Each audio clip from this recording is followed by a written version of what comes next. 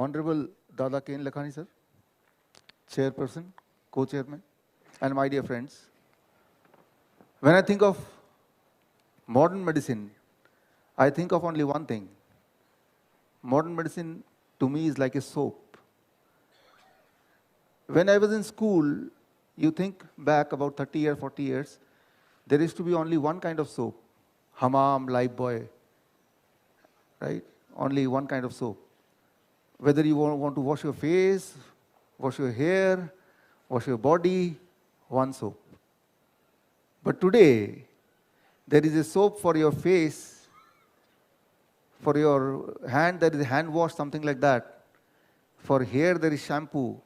It depends on which kind of hair you want to clean. So, for each and every part of the body, virtually there is a soap, precisely meant for that particular part, with the belief that every part of the body gets dirty in a different way. So should be clean in a different way. So today I clean my hair. Can you guess it is shampoo or face wash or body soap? So I tried this, you also try. Of course, one day you do it with shampoos, second day you do with the body wash, and third day with the face wash. I think face wash is better, right? So modern medicine has become like this. About 50 years back, 30 years back, there used to be only one doctor. But now there are so many specialists, super specialists, to the extent that for the left eye, there is another specialist, for the right eye, there is another specialist. Even from the in-between the eyes, eyeball, there is a super specialist.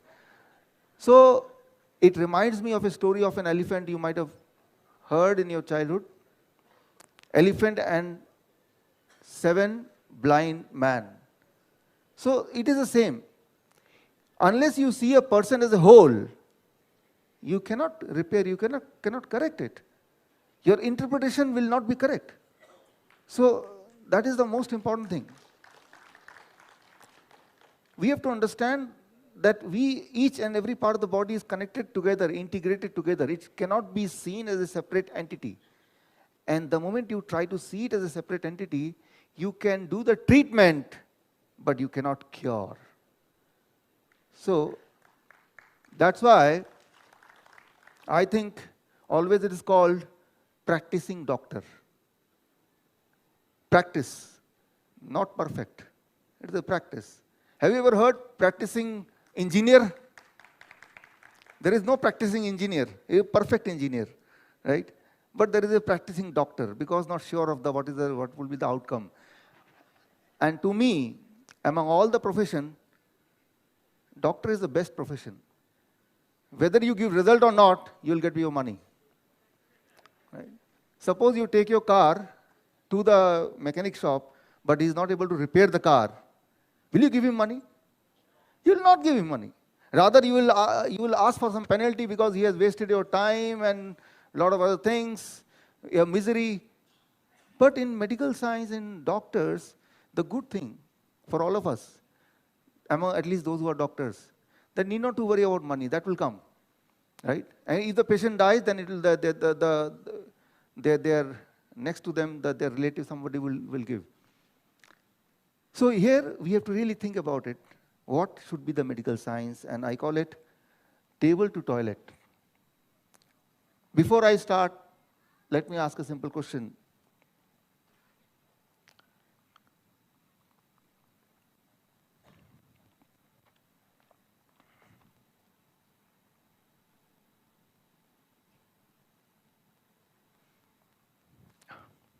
ये freeze है मेरे ख्याल से.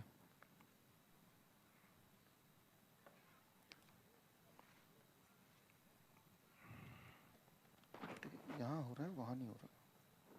ये तो हो रहा है, उधर नहीं हो रहा.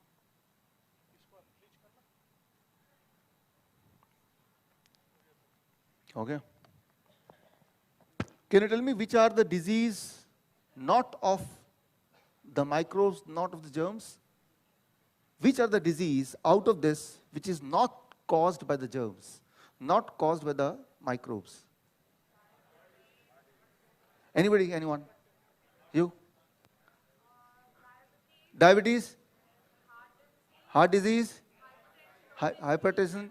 Cancer. So we have a clear understanding that which are the disease of microbes and which are not the disease of microbes. So we have categorized disease in two different categories. One is the lifestyle disease, as you said, hypertension, diabetes, cancer, and other is the disease thyroid, another is the disease of germs, microbes, virus, bacteria, tuberculosis, typhoid, malaria, dengue, H1N1. These are the disease of germs. And then there is disease of lifestyle. The problem comes here. The problem comes the moment you are distinguishing the two diseases. So we have to look once again. So at the end of this lecture, I'll ask this question again, and let's see what is your answer, right? Okay. As I told yesterday, your distance between table and toilet, right? Greater is the distance, more is the illness. So whether it's piles or cancer, constipation, ulcer, everything is in between these two. The only thing you have to do is you have to adjust the distance. If you're able to adjust the distance, the disease gets cured. So what should be your distance? That is what is the most important thing. We will try to calculate that. This is what is the most important thing. The moment you eat something, it first goes to the stomach, and that is the first interaction of your body with something which is not your body, which is something outside, which is something foreign to your body. The first interaction, the first barrier is your stomach, right? And the stomach decides what should be going inside and what should not be going inside. That is the ultimate barrier between the outside world and the inside world, right? So that is the most important thing. To what extent important? You see, this is the place where the microbes, bacteria lives. How much bacteria? Unlimited. But if you want to quantify it, it is all about 1.4 kg of bacteria. You can, if you collect all the bacteria together and you weigh them, it should be about 1.4, 1.5 kg, equal to the weight of your brain. So your brain weight and the weight of the bacteria is exactly same, almost same. That is why this part is also known as second brain. Many of the function of the stomach can do independently without the interference of the brain. So this thing we have to understand, that you are having two brain, and one of the brain is the one which is the barrier between the outside world and the inside world, and the how important it is, about 1.4 kg of bacteria lying here. Not only here, it is all around your body. It is on the skin. Bacteria हमारे पूरे body में है, stomach में है, oesophagus में है, skin में है पूरे. They are invisible because they are very, very small. But in last 50 years, we have announced war against bacteria. We want to kill all of them. We are made to believe they are our enemy number one. So we try to do all the things so that they are not left alive. And antiseptic cream, antiseptic mouthwash, antibiotic, sanitizer, all those places where the bacteria lives. For that, you have a tool, you have a weapon to kill them. Many of them, millions of them lives in your hand. You want to kill it every day. You do it, right? You are told to do it. Similarly, many of them lives in your mouth. You kill it every day. Many of them live in your on your face, on the skin. You kill it, right? Before you start from your house, you ensure by all the weapon, I will kill all the microbe, all the bacteria. They are the enemy number one, because most of the people, they die, at least 50% of them, not now, about 50 years back, they die of infectious disease. Isn't it? Right? So, you see, 1900th century, the 50% of the death, or even more than 50% of the death, was because of the germs, because of tuberculosis, because of smallpox, because of measles, because of diphtheria, right? So because of loose motion connected with, again, microbes. So it was very clear that our enemy number one, which causes 50% of the death or more than 50% of the death, are microbes. So let's kill the enemy, isn't it? And that's what we are trying to achieve. And to achieve that, we have number of tools, we have number of weapons. And these are some of the weapons which we use every day. They are called drugs. They are called medicine. But now it has become a part of the lifestyle. Right? We do not see it as a medicine anymore. We see it as a lifestyle, isn't it? We don't call it as a medicine. You don't say that I'm applying medicine, right? So I'm applying medicine. So rather it is other way around. If somebody is not using sanitizer, then he is unhygienic person, right? It is the other way around. So we don't see it as a medicine, but the truth is these are medicine, these are tools, these are weapons to kill your number one enemy, which is responsible for 50% of the death happening in the world about, say, 100 years back. So, what happened? With the help of these weapons, with the help of these tools, we were able to achieve that 50% or more death. Now it is 2010 report I have. From 50%, it came down to 3%. Isn't it good? Wonderful? Logically, right?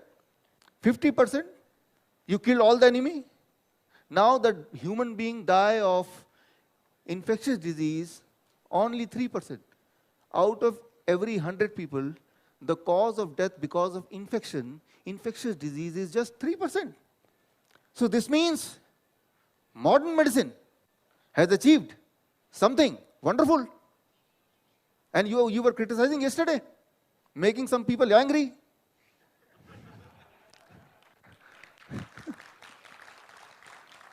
Thank you. So today I want to correct it, right? Modern medicine has really contributed. Otherwise, many of us, including me, would have been killed, suffering from tuberculosis or measles or smallpox, right? Maybe already dead. You are alive because you are not killed, because 50% of the cause of illness is taken care by what we call as modern medicine, right? So that is statistically, it is proved, the data is here. I call it a big change, very big change, a dramatic change which happened in a span of, say, 50 years, 50, 60 years, since the time when first antibiotic was invented, penicillin, right? Maybe 1940 or so. But there is one more bigger change. I call it a very big change, but there is one more bigger change which many of you could not see. And the bigger change is the human nowadays became bigger and taller. You see, for most of you, including me, we are taller than our parents. We are bigger than our parents. Maybe more beautiful than our parents. Right? That is something where we can debate. But surely we are taller than our parents. We are bigger than our parents. Isn't it? Right? So that is a contribution of antibiotics. I will prove it later on. Whether human being or animals, when they are put on antibiotics, any kind of antibiotics, they start growing very, very big, very, very quickly.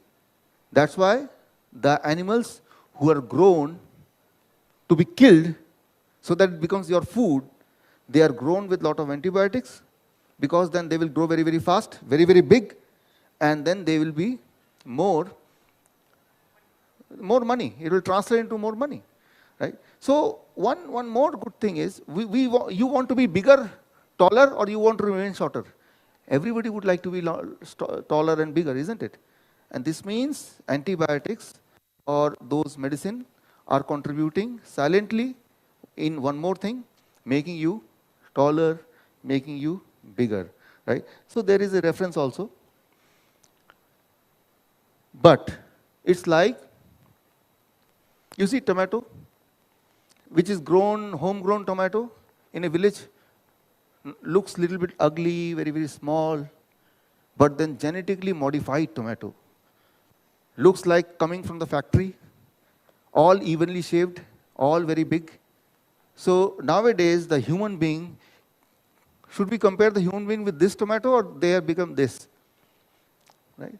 So if you see, go to any modern developed country, most of the people will be compared to this, bigger, taller, right, like that. So that is how they will look. But one more thing I'll add, human now became bigger and taller and also sicker.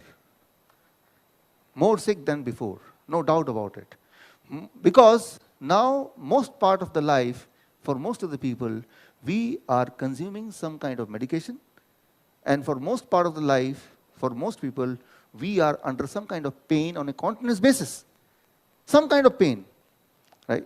So continuously, if you are dependent on some medication every day, so you are not living. You are trying to live, right? So you are not healthy. So that is one thing, that today's humans are bigger and taller but sicker. Sick than what it was before. So why all this happening? What the study says? It's all about studies. It is all about proof.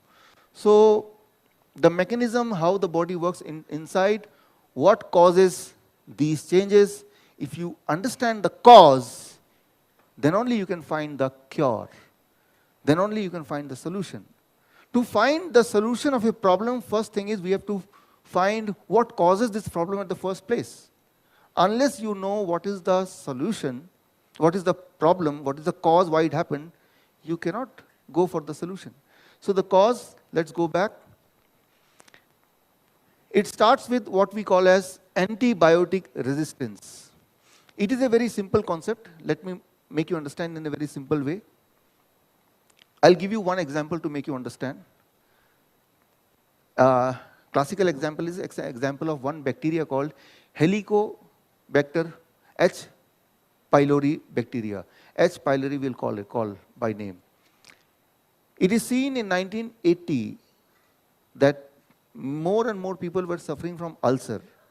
And if you suffer from ulcer even today for long period, ulcer gets converted into cancer. So people are suffering from ulcer, not getting cured, and then getting converted into cancer. One thing commonly found in all the people who are suffering from ulcer was they all were having one bacteria in common, H. pylori bacteria. Anybody who will suffer from ulcer, in their body, in their stomach, lot of H. pylori bacteria. Then the science invented an antibiotic, means a tool to kill that H. pylori.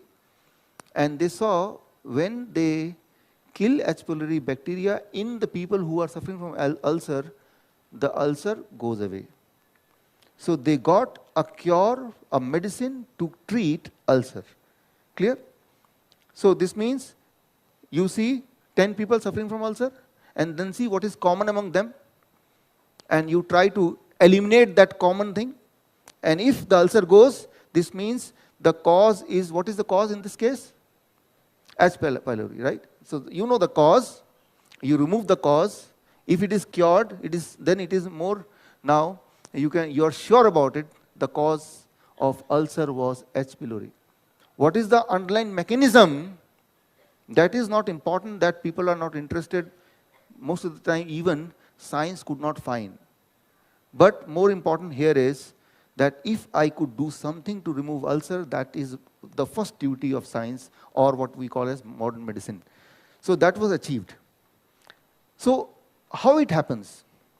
Imagine in a stomach of a person with a ulcer, these are, yellow dots are H. pylori bacteria. Now, if it is getting killed, then the ulcer will also vanish. That is being proven. To kill it, you have to give some antibiotic, which can attack, which can kill this bacteria. Here, very important thing you have to understand, the total number of bacteria in the stomach is constant. Neither it can grow more, neither it can grow less. The total population in the stomach is constant, right? Let's say it is 1.4 kg of bacteria. That is constant. Now, when the antibiotic is killing this H. pylori bacteria, the ulcer is gone, surely, but the population of total bacteria will reduce or increase? Reduce. But the nature of the body is it has to remain constant. Even if it get reduced, some other kind of bacteria will multiply quickly so that the total number, total quantity should become same, right? So the kind of bacteria which will get an opportunity to grow very quickly are the kind which cannot be killed by that antibiotic. Is it logical? Yeah? So those bacteria, are known as resistant bacteria. They are already there, but in a very small quantity in the stomach, right? So small quantity that it cannot influence your body at all. It cannot do any good, it cannot do any bad. It is just a minority resident in your body, right? But now, when the antibiotic killed the H. pylori in this case, then the minority which cannot be killed by that particular antibiotic, what it will happen? It will get an opportunity, a playground to increase very quickly. And how much time it takes? 1 day. 1 day, right? In 1 day, they can cross 300 generations. For us, 1 generation means 30 years. For them, in 1 day, 300 generations, right? So 1 day is enough. And within 1 day, what will happen? Your stomach looking like this with ulcer, antibiotic comes in, ulcer is gone, but now your stomach look like this, right? These red are resistant bacteria. Resistant means they cannot be attacked. They are immune to antibiotic, number one. And most likely these are the bacteria which are notorious also. Somehow they are notorious also. They are not contributing any good to your body. But when they are in large quantity, it is going to be a burden on the body. Because the total amount of bacteria cannot be more or less, it has to be constant. This means they are occupying a space, but they are not contributing in your well-being, right? So that is one example. Now, if you start taking the antibiotic more and more, this means your body, your stomach will develop more and more bacteria which are resistant to the antibiotics, right?